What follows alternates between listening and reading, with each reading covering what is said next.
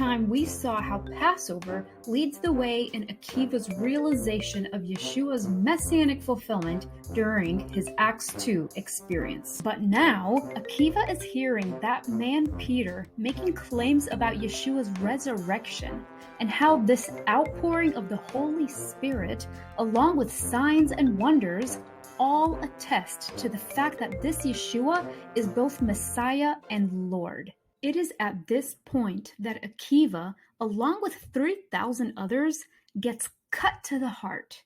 In other words, Akiva has been convinced beyond a shadow of a doubt that Yeshua is the Messiah. But wait! Why? Did we miss something here? What exactly was so convincing for Akiva and 3,000 others? What mental and biblical connections was a diaspora Jewish mind making back then that perhaps our Western modern worldviews wouldn't so easily catch today, even when reading the recorded text? It is of first importance to see that Akiva would have mainly filtered what happened in Acts 2 and even Peter's message through the Old Covenant feast of Shavuot that God appointed for Israel in Leviticus 23. Okay, so what exactly is Shavuot? And what exact connections did Akiva make between what was written in the Old Covenant Torah about Shavuot and what he experienced in Acts 2? In Hebrew, Shavuot means weeks or sevens. And so the holiday is also known as the Festival of Weeks.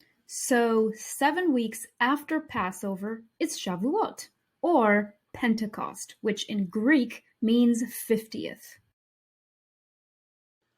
Leviticus 23 writes, "You shall count 50 days to the day after the 7th Sabbath. Then you shall present a new grain offering to the Lord." Biblically, Shavuot celebrates the barley or grain harvest, which was ever so important to agricultural societies back then. A good and plentiful harvest was also a sign of God's blessing and favor. And you know, there's another middle celebration that takes place between Passover and Shavuot, which is meant to foreshadow or anticipate with excitement the great coming harvest of Shavuot.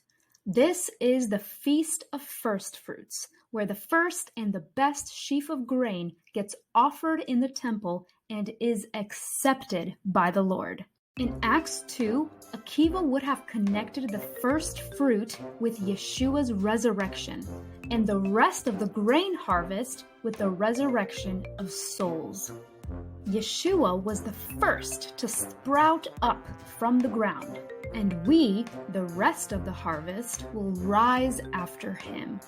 Because of Passover, first fruits, and Shavuot, Akiva realizes he is part of the very first harvest of souls in Acts 2.